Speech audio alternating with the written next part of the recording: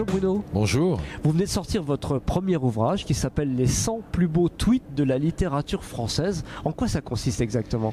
Je me suis dit que le tweet, ça pouvait être tout un art. En fait, quand on m'a mis sur Twitter, j'ai remarqué que des gens envoyaient des tweets qui étaient brillants. Il s'agissait de résumer une pensée, de résumer un commentaire, un jugement, une critique en 140 signes ou moins. Voilà, ça c'est le principe du tweet. 140 signes, c'est difficile parce que un espace, c'est un signe. Donc ça ne fait pas 140 mots, il faut l'expliquer. Donc je me suis dit, je recevais des tweets qui étaient assez jolis.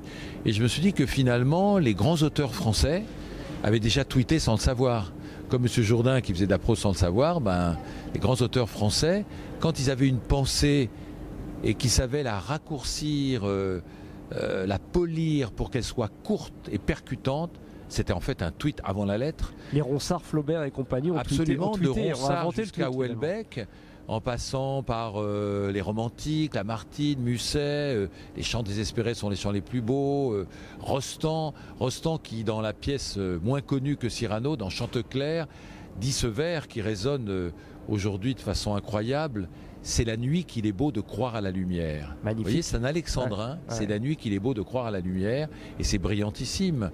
Ou Zola qui dit la vérité est en marche et rien ne l'arrêtera. Donc tout ça, c'est des tweets. Alors le principe, c'était de trouver une phrase, deux ou trois, qui se termine par un point ou deux points ou un point virgule. Je ne voulais pas couper une phrase au milieu, ça aurait été triché pour avoir mes 146. Non, il fallait que la phrase ou les phrases fassent toute une pensée en 140 signes, et surtout que sorties de leur contexte, ces phrases-là aient un sens et soient universelles. Par exemple, en fouillant dans Vialat, dans les chroniques qu'il écrivait pour le journal La Montagne, j'ai trouvé cette phrase: l'homme sage doit conserver un vice pour ses vieux jours. J'ai trouvé que c'était drôle.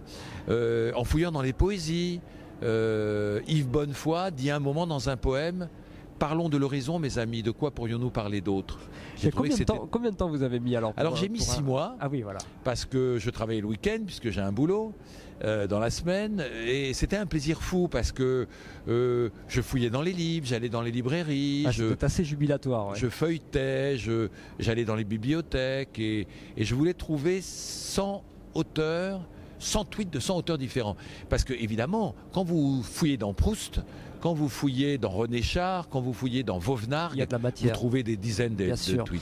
Mais il fallait en garder qu'un seul et faire 100 tweets de 100 auteurs différents. La question corollaire que j'avais envie de vous poser, c'était: est-ce que vous auriez envie de faire la même chose avec des vrais tweets, cette fois actuels, de notre époque actuelle, qui ressembleraient à des grands auteurs, mais qui seraient les tweets de Monsieur Tout-le-Monde finalement? Le problème, c'est qu'il faudrait trouver des pépites. Là, j'ai passé la littérature française au tamis et j'ai trouvé des pépites, comme je dis dans ma préface, mais que c'est pas évident. Mais c'est vrai que parfois on trouve des beaux tweets. On peut s'exercer. Je me suis amusé, moi, en tant que critique cinéma au Festival de Cannes, comme je savais que je voyais les films avant tout le monde, à faire des cri-tweets, c'est-à-dire des tweets, des critiques en 140 signes ou moins. Et ça marche très bien. Alors c'est un exercice. Une fois que vous avez vu le film, il faut réfléchir pendant 1 heure, écrire, raturer, enlever une lettre et réussir à vraiment faire une critique de film en 3 ou 4 phrases. Mais c'est très long de faire 140, ça on le sait bien dans le domaine journalistique. C'est un exercice de contraction de texte, c'est très amusant à faire.